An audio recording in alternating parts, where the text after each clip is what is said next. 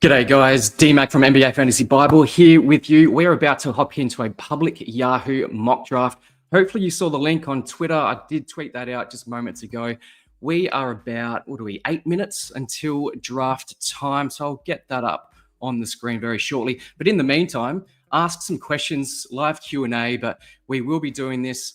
It's just really good to see some public drafts. I often tweet about industry mock drafts, but it's good to see where the public stand with certain players as well. And we'll go through some of those as we go through the draft as well. So hit me up with any questions, any comments, where I've gone wrong and how we can all improve. We've got roughly just over 3 weeks until opening night, which is really exciting. Cannot wait. I will be drafting from slot 4. So I think we're pretty comfortable with the top 4, consensus top 4. It's Jokic 1. And then it's really pick your poison. It's SGA, it's Wemby, and then it's Luka. Seems to be consensus at number 4. Let me know if you think it should be any different. Giannis seems to be at number 5. I have seen Cade Cunningham at 5 as well, but Giannis, if you're comfortable at punting, free throw percentage, I think that's a very viable option. So yeah, 7.5 minutes. I would expect that Luka will be in my grasp, which is really good as well. Make sure, if you haven't already, make sure you subscribe to the channel. This is brought to you by Believe in Fantasy Basketball as well. So thank you very much, Robin. Let's see if there's any questions so far. No questions so far, but while we're talking about Believe in Fantasy, become a Believe in Fantasy Basketball MVP community member. You'll get access to priority DMs and email responses, as well as exclusive MVP Discord access with all of our experts, including myself, including Robin and Matty G. So make sure you visit believeinfantasy.com. So thank you very much to Robin and the team. 6 or just over 6 minutes to go. Let's see if there's any questions. Nothing as yet. So keep it coming. I really do want to see your questions coming through. But yeah, we're doing this 9 cat mock draft. So I've been doing some points leagues. I've been doing some 14 teamers. We've just started Locked On Fantasy Bowls. So shout out to Josh Lloyd and the crew over at Locked On Fantasy. I've just started my draft. It's a slow draft. This is not so slow. But Yahoo is where it's at. It's good to get those insights from the public, as I was saying. But make sure that you also check out some of our other shows as well. We have a show coming up. We're going to go through our top 40 flyers. I'll just get that up on the screen for you. So some of the guys we will be looking at, like Isaiah Jackson. So I'll probably be targeting him at the end of my draft today. But let's get into it very shortly.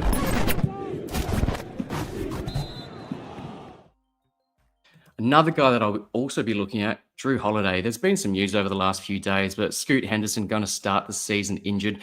Drew Holiday is someone that I'm really interested in at the back end. So we'll see if he drops to me as well. There's a few others. Nemeas Keita is another guy that we'll discuss. Like I said, just keep an eye out. Top 40 Flyer show. We'll be recording that with Matty G tonight. And if you haven't already, check out our Top 20 Sleepers show. Not your traditional sleepers where you go, these guys are coming out of the clouds, but it's more guys that you get value throughout the entire draft. So Steph Curry is a guy that we think is being underdrafted, particularly in Yahoo. But go and check that out. Make sure that you like and subscribe. We're 5 minutes away. Get me some of those questions, guys. I haven't seen any questions come up as yet, but I need those questions because I want to help you guys dominate your league, dominate your draft. Here we go. We got one. Finally. Hey, mate, I'm at pick 11. That's my pick for Locked On Fantasy Bowl. Awesome. Yeah, so quite a few of you guys are on Locked On Fantasy Bowl leagues. Josh has really opened that out. There's auction leagues as well. There's Best Ball. I'm in the 9 cats head-to-head. There's also Roto as well. But, yeah, it's good to get some practice in. We are 4 minutes away from getting into the draft room. Sleepers outside top 150, please, sir. Well, if you check out our Flyers pick, our Flyers show, which we'll record tonight, probably be released. Robin will probably release that in the next couple of days. Keep an eye out for that as well. But we'll be targeting a few of those in today's draft as well. Next one from Rock Shen. Got Jokic at 2. Oh, lucky days. Now, that could be, and I have heard some cases at getting Jokic at 2 as opposed to 1, and that's really dependent on playoff schedule. So I'm not against that at all. But Jokic at 2 is a good get. LeBron or Giddy at 23. Um, I actually took LeBron in an industry mock draft at 28, and I thought that was really nice value. Giddy is really moving up draft boards, but I'm going to stick to the old man. We're both the same age, 40 years old. But LeBron is probably just ahead of Giddy for me. But again, you can put forward a case for Giddy that high. I know he's super, super popular right now. Amen and Giddy, yeah. I'm putting Amen. I think there's a lot of opportunity now. Fred VanVleet's not going to be there. More ball handling and facilitation responsibilities for Amen. So I think he can be a top 20 guy quite easily this season. He's not going to be your traditional point guard. I guess defenses sag back on him. So it is a bit of a concern in terms of just pure point guard status, but he will facilitate. He's fantastic in transition. So huge opportunity for him this season. We are just under 3 minutes away from getting in. Another question is the Locked On Fantasy Bowl games cap. So this is a head-to-head that I'm in. I think the Roto is games cap. It does work. It's multi-divisional. I'd have to get Josh onto the show to really describe how it plays out. But essentially, I'm in one division and there's multiple divisions. And at the end of that, I believe it's the guys that, I might need to go into a little bit. I may have it up here. I don't, but let me get you more information from Josh and we'll send that out. There could be some spots left, but I know that some drafts have already started. So keep an eye out as well. Hey, I'm at pick 1 in this mock. Yeah, okay, let's go. Let's go. I love Amen in real life, but honestly, I think if he gets more minutes at point guard, I have lower expectations from him in terms of fantasy output. Now, we say point guard loosely. I don't think he's that traditional point guard, as I was saying. I think he's more just going to be that facilitation guy. They'll look to play Reed Shepherd more. He's a big beneficiary from the Fred VanVleet injury as well. But I have high hopes. I think with Fred VanVleet, there's more opportunity for our man to really show his wares on the offensive end. And we know that if he develops that outside shot, it's game over. I think he's fantastic. I've always said that he's been a top level dynasty prospect. I didn't think that his ascension would be as quick. And I'm actually targeting his brother in some of these drafts as well. I think if Amen is a template to go by, I think Asar can actually be something similar coming this season for Detroit Pistons. I'm really excited by Asar, as I am for Amen, and I've been hot on Amen for quite some time. Oh, here we go. Please rank Asar. Kamara Buzelis. Whoa, that is a very, very interesting one. We've got less than a minute to go. In 9-cat, it's really difficult. I'd probably have Asar first. They're all very similar. Probably Asar first, followed by, I'm going to go, I really like Kamara, but I think Buzelis second and then Kamara third, but it's very, very close for me. Let me know what you guys think, but I have really high hopes for Asar. Really, really excited. We're 30 seconds away from drafting. Can't wait to get this going. Here we go. Can we expect less field goals, blocks, and rebounds from Amen? Potentially. I feel like Amen as a wing has higher upside, but curious about your opinion. I just think just with the facilitation responsibilities, like I was saying, he's really dominant in that transition. So I think the field goals and field goal percentage is still going to be strong. He may play away from the rim a little bit more, but then that opens up opportunities for more steals. So you take one and the other. Now we're about to get into the draft room. So this is good. All right, bear with me, guys. So we'll set this to presentation mode as well. Hopefully that's a lot easier for you guys to experience as well. Let's get rid of that. All right, I'll set this up. We're 2 minutes away. Like I said, I'm picking at pick 4, so I'm pretty much assured of the top tier guys, but I'm thinking Luke is going to fall to me here. Now, in the meantime, let's have a look at some more questions. We had that one. Are you worried about LeBron's assists dipping this season? Not really. Not really. I think Austin Reeves, he's another guy that I have high hopes for this season. I think he can be a top 40 guy. But whether or not that impacts on LeBron remains to be seen. It's about LeBron and his health. Yeah, like I said, he's 40, the ripe age of 40. I don't really have concerns about him dipping this season in terms of assists or even overall play. I think he's still at the top of his game, but top 30 easily with upside to be top 20 as well. Any breakout plays this season? Yeah, we've got a breakout show as well scheduled, but Asar is one of these guys. There's quite a few guys in that realm, but I don't want to give too much away because we are planning on filming that soon. So watch this space. We'll be recording that episode very shortly. Thoughts on Zion? Man, he looks trim. He looks happy. I've been seeing him go in the 50s, which for me, typically, I don't draft him in category leagues. I think in a points league, yeah, absolutely, category leagues, but there's something about Zion that's really intriguing. So if you could get him in the 60s, I would not be averse to that, particularly if you are punting free throws. I tend not to punt too heavily unless, of course, I'm at 5 and I pick Giannis at 5. But Zion just is really intriguing this season. So, yeah, it could be one of those breakouts for him. Is pick 14 too high from men? I don't think it's too high. It may cut off a little bit of his value, but I don't think it's too high. Now, we are just about to get into the draft.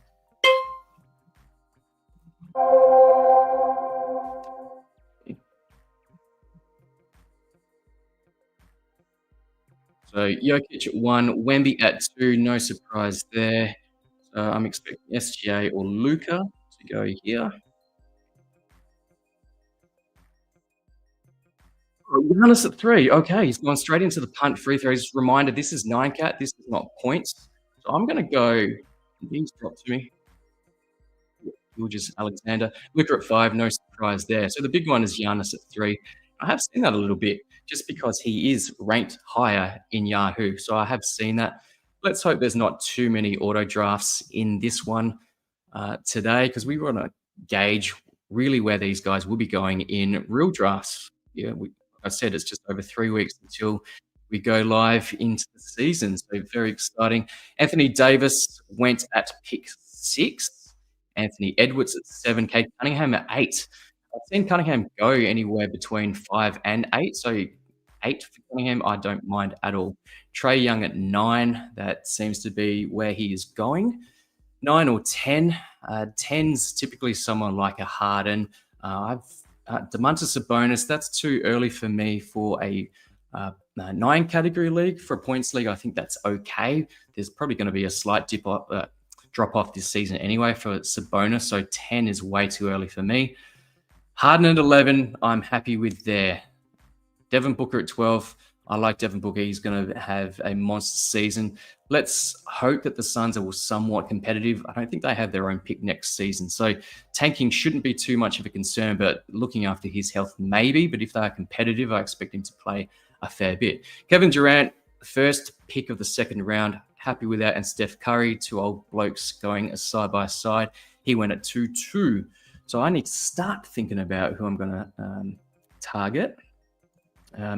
Again, let me know what you think of my build. Those that have watched my show before know that I tend not to lean into a heavy punt from the get-go.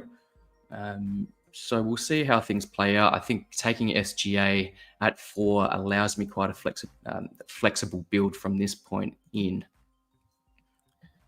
Let's have a look. So Karl Anthony Towns, 3rd pick of the second round. Now that seems to be a bit of a trend at the moment. I think there's some talk of Mitchell Robinson starting at the 5, which will take Karl Anthony away from the rim a little bit. He's not a high blocks guy anyway, but that will reduce his defensive prowess. He'll still get his on the offensive end, but I guess with Mike Brown now at the helm as well, there's some talk of the Knicks taking a bit of a haircut in terms of minutes played per game, which is good for longevity throughout the season, but not good for per game value. Evan Mobley, 4th pick of the second round, happy with that. Tyrese Maxey, I really like that one at 2-5. So on the board, LeBron James, there we go. He's taken 6th pick of the second round. All right. Let's go back to my queue. Who am I thinking? And now I'm on the board. So Donovan Mitchell was just taken there. So could be seen as a little bit risky, but I'm going to take Jalen Johnson. Does a little bit of everything. Let me know what you think. Is that too high? Is that too risky? He hasn't finished the last 2 seasons. So Alperen Şengün went straight after that. Yeah, huge Euro basket. Bit high. Has some deficiencies in 9 cat. Bit high for me, but I think some people are comfortable with that. Huge Turkish superstar. J Dub went at 211, and then Jalen Brunson again with the New York situation. He's gone at the back end of this second round. Chet Holmgren at 3-1, Scotty Barnes at 3-2. I like that pick. Scotty Barnes at 3-2. Let's have a look at myself. I'm on the clock, so I need to start thinking about things a little bit clearer. I'm going to go... I could go Ja Morant, but I'm going to play it somewhat safer. I'm going to go De'Aaron Fox there. I do like to get my assists high and early because, as we know, statistical scarcity is a thing. You've got to get your assists fairly early. So Amen Thompson went at 2-7. We spoke about that earlier. Let me know what you think about Amen Thompson going in the second round. Do you think that's cutting off too much value? Or are you comfortable with that? For me, I think I'm comfortable in the middle of the second round. Some may not feel the same way. Okay, Franz Wagner just went straight after De'Aaron Fox. Dyson Daniels there. So that's a nice build. The guy that's taken Dyson Daniels also has Amen and Anthony Davis. So a nice defensive type of build at this point of the draft. Paolo Banchero went straight after at 3-7. Still too early for me for a category league. A lot of deficiencies, plus possibly less usage this season with Desmond Bane on the team as well. Speaking of Desmond Bane, he went straight after Paolo Banchero. LaMelo Ball, we know of his upside. We know of his per game value, but it does come down to health. And we've seen it for one season, one of his, how many seasons has he been playing? 5, 6? But yeah, third round, I think you almost have to take it at that point of the draft just because of that upside there. Pascal Siakam going to be huge for the Pacers this season. Jamal Murray, he's a favorite of mine. I would have loved for him to have fallen to me. No chance at that point. End of the third round there. Jamal Murray, fantastic pick. Zion. Okay, Zion in an interesting build. Devin Booker, Kevin Durant, and Zion Williamson. But yeah, a bit of hype around Zion right now, and then he's backed that up with Kawhi Leonard. It's appearing like there's going to be no issues in terms of the off-court situation with the Clippers and Kawhi Leonard. So yeah, Kawhi Leonard's going to be having a nice season.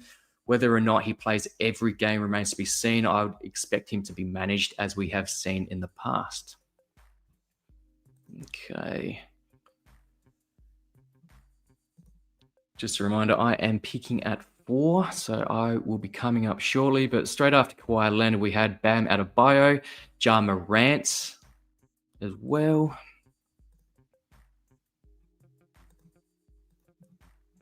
Okay, I'm just going to go through some of your questions as well while we go through it. Thank you, Sasha Kim. Thanks for all the content as well. Trying my best. I'm not as polished as a lot of these other guys, but we are getting there. Trey Murphy, another one of my favorites, went straight after Ja Morant. So Trey Murphy at 4-4. Derek White at 4-5. Like that per game. Is there any risk with the Boston Celtics? His teammate went straight after him, Jaylen Brown. Is there some shutdown risk depending on how the Celtics go? I think with the Celtics in the East, and the East is weaker than the West, let's be honest there. I think there's a chance that they could actually... I need to stop talking and thinking about my pick. At the top of my board, Joel Embiid, no thank you, far too rich for me. I'm going to go for a little bit of a value pick here. Jaren Jackson Jr., yeah, we heard about the timeline, or he's going to be out for a little bit of time. He probably doesn't start opening night, but I don't think he misses too much at the start of the season. So grabbing Jaren Jackson Jr., who's got, let's say, second round upside per game in category leagues, I think I'm comfortable grabbing him in the 4th round there. Victor, curious, but in your 14-team mock draft, why did you punt rebounds with a Jokic build? Yeah, it just turned out that way, but you saw my post. I punted rebounds and blocks. I think blocks is a pretty normal punt for Jokic. I got quite a few value picks with a lot of my guards, so it just turned out that way. But it projected still pretty nicely. even with Jokic there. So in hindsight, it would have been nice to grab some of those more premium big men. But I think I did really well in 6 of those 9 categories as well. So I punted turnovers, rebounds, and blocks. And rebounds, I'll be somewhat competitive against a couple of teams. Blocks, no chance. And turnovers, yeah, very, very high on the turnovers. Then I'm back on the clock. Embiid's still there. Larry Markkanen's still there. Not touching them. Josh Hart, Kristaps Porzingis. A guy that I grabbed in that draft was Darius Garland. I'm going to do it again. I could be crazy because I've got Jaren Jackson Jr. there already. So 2 injured guys to start the season is not fully advisable. But again, I'm going for elite assists early in the draft because they are very difficult to get later on. Let's hit up some more your questions. I think that's a little risky. Personally, I like Giddey over Johnson. Yeah, that's fair enough. Giddey tends to be a lot healthier than Johnson. I just look at the all-round game, and I think the upside, even with Kristaps Porzingis on that team, I think the upside is a little bit higher for Jalen Johnson. But I'm fine with Giddey ahead of JJ. It's just a personal preference of mine. Okay. Straight after Darius Garland was Cooper Flagg. Jarrett Allen then went at 5'6". Embiid went at 5'7". Again, yeah, he looks good, and there's some gym workout videos going around online. Embiid does look a lot healthier, but again, it's just the maintenance and the management of his workload. His health is always of concern. It's tempting, yeah. You've got that high upside guy. I just don't think it's high enough upside. I can't see him being a first-round guy for the rest of his career. I just can't see it, and perhaps I'll be wrong. I just don't see that. But yeah, let me know what you think about Embiid in the 5th round. Miles Turner, I love that one, 5'8". And then Josh Hart.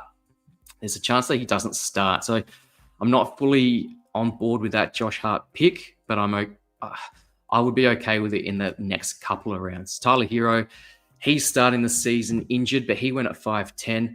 I'm also a fan of his. I think he's got top 25 upside in 9-cap, particularly he'll be the biggest usage guy on that Heat team as well. So Tyler Hero may miss the first month of the season, and looking likely he will miss the first month. But yeah, we play for fantasy playoffs as well. So you can draft somewhat safely in the first few drafts or first few rounds of your draft. I think that's a fine pick there.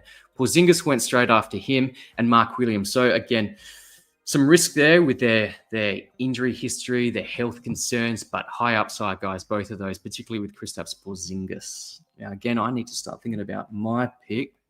I'll get through to some of your questions shortly as well. Okay.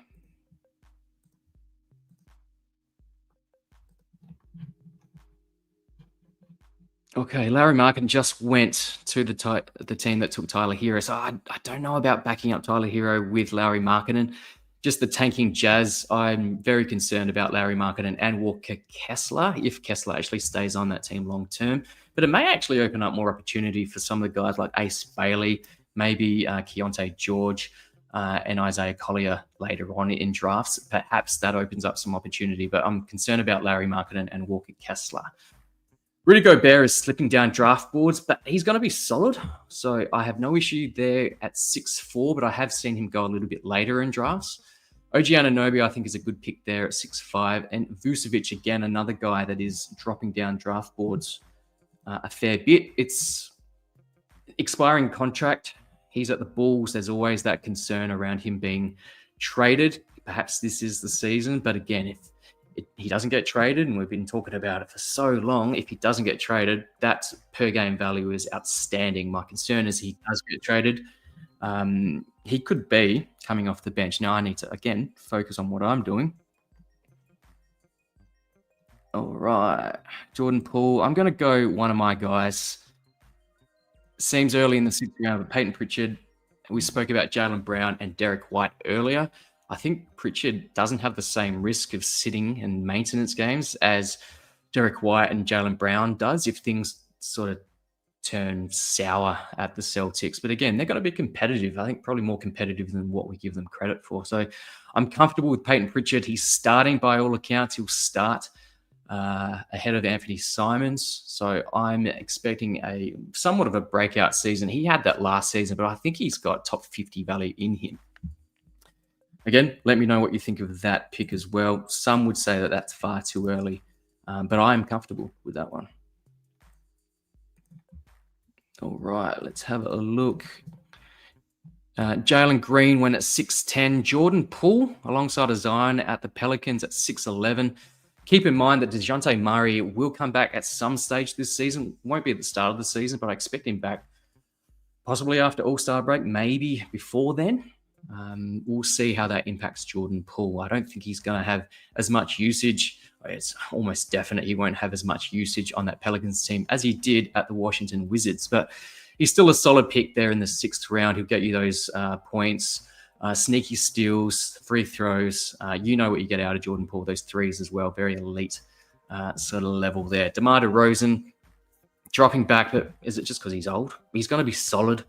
We'll see what the Kings do. If things, again, don't go to plan, are they going to blow it up? They've just got all these older guys as well. There's talk of Malik Monk being traded away.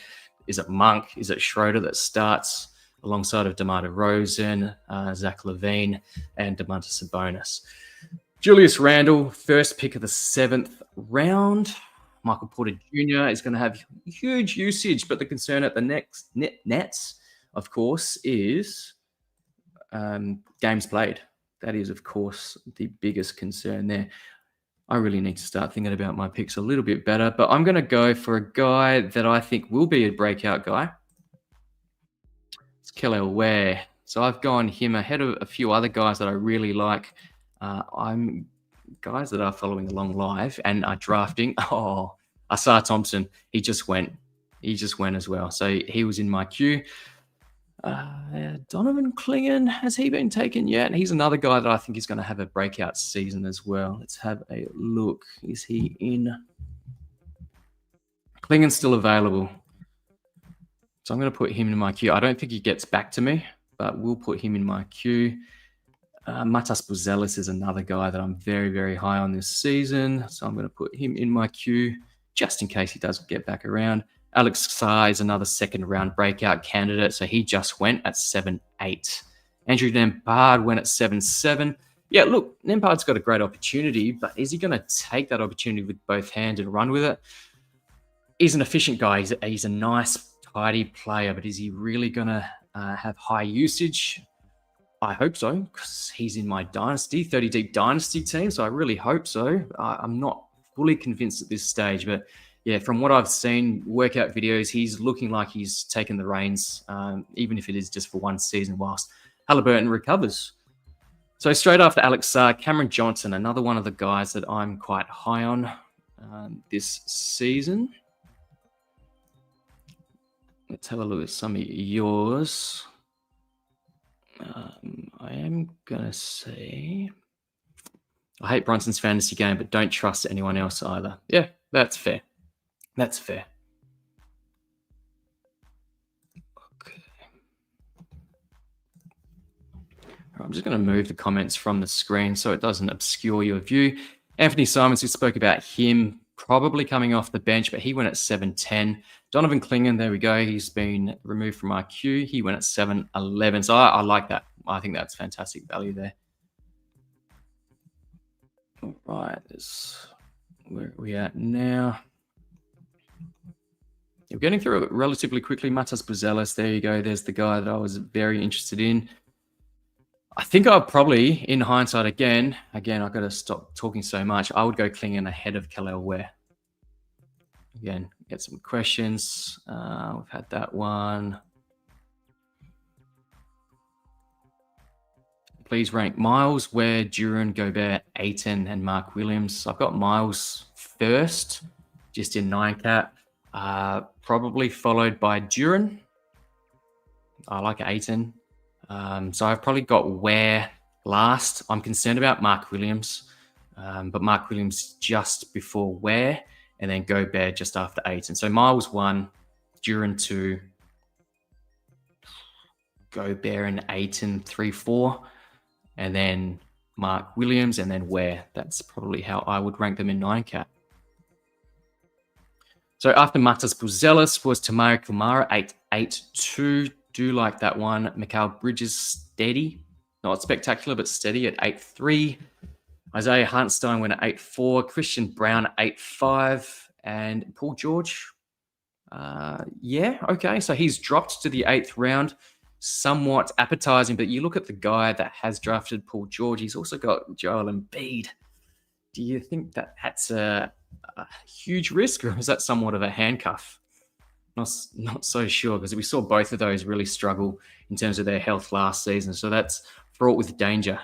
Paul George, Vucevic, and Embiid as well. And I'm on the clock, so again, I've got to stop talking so much. Players, I'll probably get autoed here, so that's a lot of fun there. Let's go. Norman Powell, I think he's going to have a good start to the season. Look, I'm going to go boring. Very, very boring, but Tobias Harris there. Yeah, very boring pick, but I'm all right. I think he'll return value there. Let's go here. Just before Tobias Harris was Onyeka Okongwu. I think people are, I won't say they're sleeping on him just because there is going to have Porzingis alongside of him. But I still think he plays 28 minutes. I think he'll be a solid contributor anyway, even if he does come off the bench. So Okongwu in the 8th round, I'm extremely happy with if I was to get that. Benedict Mathurin is an interesting one. Breakout candidate, most improved player award candidate this season. But again, as we know, he's got some deficiencies in his game. So we'll see how that plays out. Reed Shepherd, I like that one at 9.2 just because he's going to have more of a prominent role. Let's get back into it. I'm back on the clock. What am I needing, guys? What am I needing? Probably needing some focus. That's what I need. I could go Bradley Beal. Again, do we really trust him? I'm going to go another old guy. Do I go an old guy? I'm going to go this old guy. CJ McCollum, I think he has a good start to the season. Bilal Coulibaly, I think he only misses maybe 1 to 2 weeks to start the season. But I think CJ McCollum as that veteran guy, you've got Middleton, but I think Middleton misses every other game. But CJ McCollum, I think he's in store for a big season this season, at least to start the season anyway. The Wizards could turn to just full youth development come end of season, but to start the season, CJ McCollum is a nice pick in my opinion. Question here, in your opinion, who would you realistically and ideally pair with Wemby in round 2 and 3? Haven't seen many Wemby drafts online. Yeah, there's a bit of, I don't know what the issue is at the moment with Wemby, and there's a bit of shade around Wemby. Is he slipping, or is he a bit of a sleeper? I've seen him go to 4 in some drafts, but in terms of pairing, I'm not the biggest proponent of pairing, but 2 and 3, I guess it's not just your typical pair and your 1 and 2. But again, from my perspective, I like to do balanced, and it just depends on who's been drafted beforehand. But if you're getting Wemby and you're not going full-blown punt, I'm still looking at pairing him with some assists, because you're not completely taking care of your blocks, but you're okay for a little bit of time. But let's get those elite assists early to pair with your elite blocks, good rebounds, good usage, decent percentages. Yeah, he could potentially be a punt field goal percentage guy. Not necessarily, though. Not necessarily. So I would love to get him with someone like who's around that vicinity. I don't think Maxey probably gets back to you at that stage, but that would be wonderful if he did.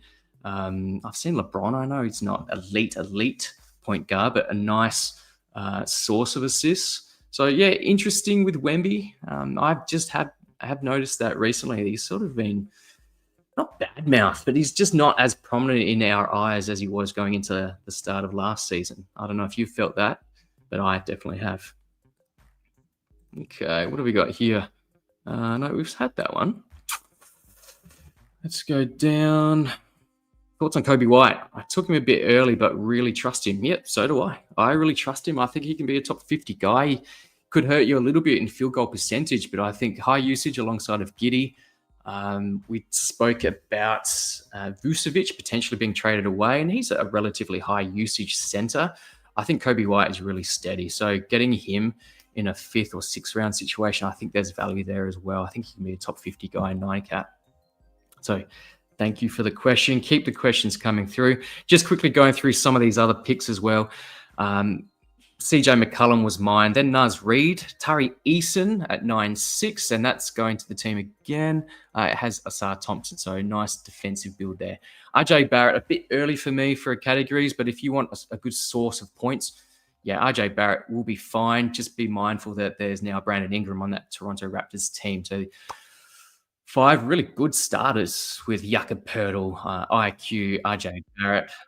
Here we go. I'm back on the clock. So, yep, good on me. Not focusing once again.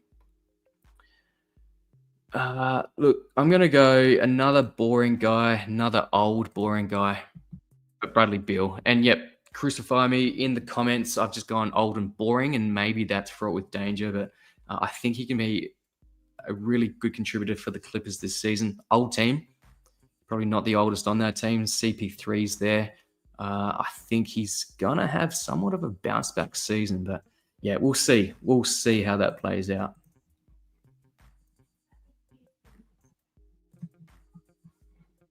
Okay, so after Bradley Beal, Dante DiVincenzo, nice late round pick.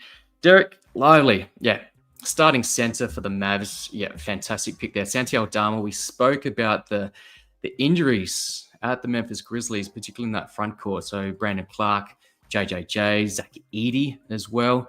Zach Edey I'm very high on, but yeah, he's injured to start the season. So Santi Aldama shoots up the draft board. I'm back on the clock once again. Good on me. He was a guy that I was wanting to get.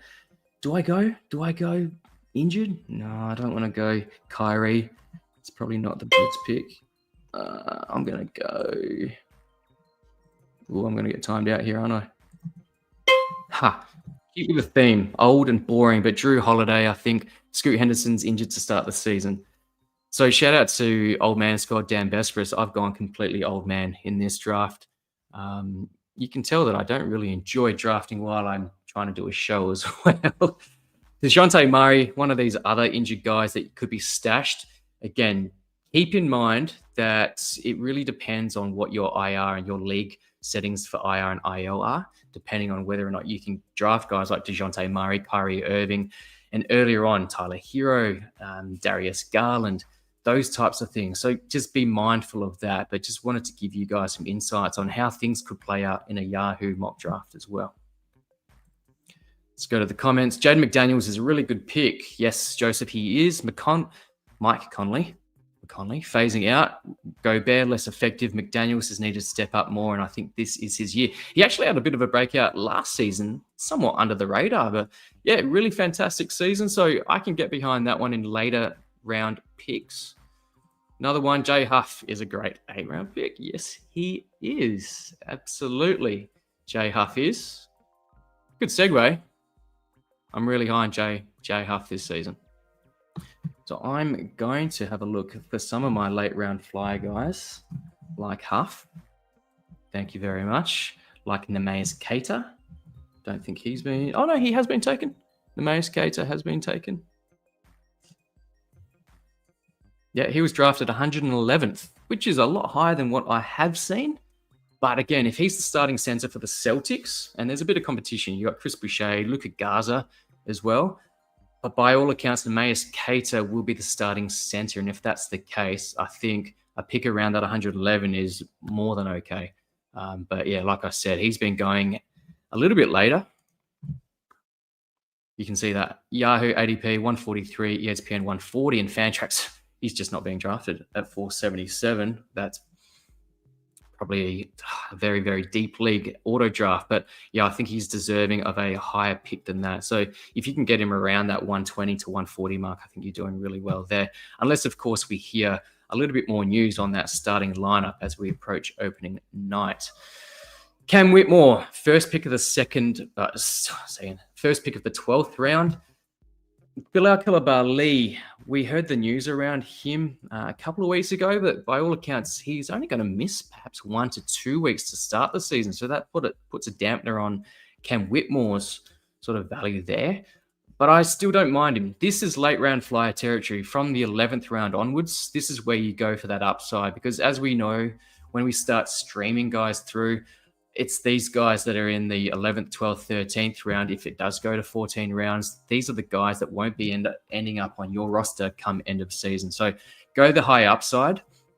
J Huff just went off the board there. So yeah, that hurts for me. I'm going to go back and try to focus on this.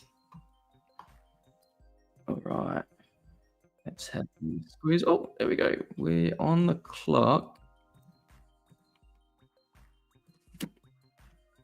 All right. Russell Westbrook. No, I don't think so. Sam Hauser is another guy, a good source of threes, but I'm going to go. Is Isaiah Jackson there? Yes, he is. He's the face of our top 40 flyers, and I'll show you that top 40 flyers show, which Matty G, if you're listening, we'll be recording this one tonight, mate. You know, I love a bit of Ijax. We spoke about J Huff. I think Isaiah Jackson, yes, he's coming off of an Achilles tear. The Pacers have put some stock into him. 3-year contract. There's some confidence in Isaiah Jackson.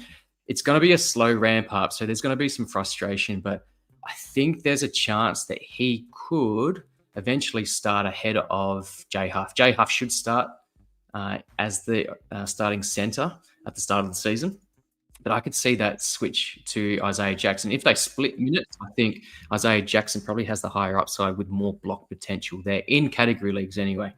I'm back on the clock. I'm going to have... Kyle Kuzma, no, I don't think so. Scoot would be perfect in this situation. I'm going to go another big guy that I think should be taken late. It's Kyle Filipowski, and we spoke about the Jazz guys. There's concerns about Walker Kessler, as they were last season. Walker Kessler, Larry Markin, and some of the other guys there. And Kyle Filipowski, I think he probably helped a lot of us win some leagues last season. Just his ability to stay on the court and put up some nice numbers as well.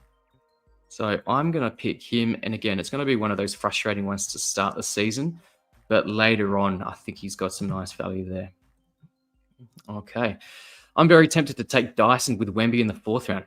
Absolutely. You get those defensive stats. That's going to be hard to beat. Both of those guys elite in their respective categories. So blocks and, of course, steals, but both still capable in both stocks categories as well. Thank you for the mock as well. And I thank you guys for tuning in. Bit of a rushed effort by myself. It is easier to do a show and mock when I have another host with me, because they can take over the rambling that I do, and then I can focus on my picks. But that is it. It's 13 rounds. Tell me what you think. We're about to finish off. Moussa Diabate is another guy. If he could start for the Charlotte Hornets, I think he's got some value there. But he's got some competition with Kalkbrenner and Plumlee as well. But again, as we approach the start of the season, we'll go through preseason games. We'll see how that plays out. So that'll be an interesting watch with that 3-headed monster at the center position. Just going back a couple of picks before we do wrap this up. Davion Mitchell at 13-8, just with Tyler Hero out to start the season. I think Davion Mitchell is a fantastic late round guy. I really like that one. Adam Boner is another guy that I've picked in an industry mock draft. So he went at 13-6. That's a nice little handcuff for the often injured Joel Embiid. And I don't know if Embiid starts the season. By all accounts, he's on track to do so. But Adam Boner, that's that last round pick. Boner alert. I do like that one. So, yeah, upside. And that's what we want in these flyer picks to finish off the draft. Let's go through some other questions. I'm not going to go through all the teams. I think you've been able to see the teams. You've been able to see the builds. Let us know what you think. I have no idea how my team is shaping up, because I've been so focused on just getting through some of your questions as well and talking about some of these guys I'm really high on in terms of flyer picks as well. Any other questions? Oh, here we go. I also believe Aldama can play versatile wing role as well. Yeah. He's a stretch forward. He's probably more suited at power forward, but can play small ball center, but could possibly move to a bigger small forward role. But yeah, I think top 100 is not out of the question, particularly just with those banged up guys for the Memphis Grizzlies. Yes, so very, very good. Yes, Joseph, 4 older vets in a row. It's all right. It's all right. It's not ideal. But yeah, good point in note. Stay focused.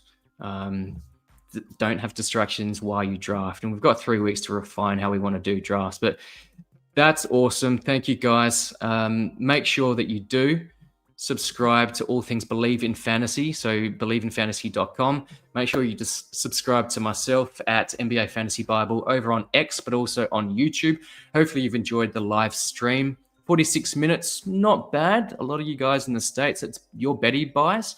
For me, it's roughly 11 a.m. So time to get up and enjoy myself on this Sunday day here in Western Australia. But thank you very much, guys. And until next time, catch ya.